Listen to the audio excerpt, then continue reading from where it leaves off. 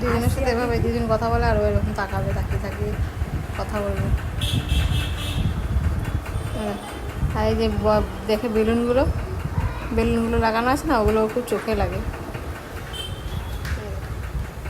ওপরে দেখছে বেলুনগুলো, দেখছি লাল বেলুন না, খুব চোখে লাগে।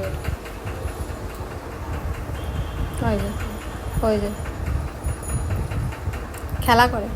এখন ঘুম ভেঙেছে, রাত্রির প্রায় 7:30 পৌনে 8টা বাজে, এখন ঘুম ভেঙেছে।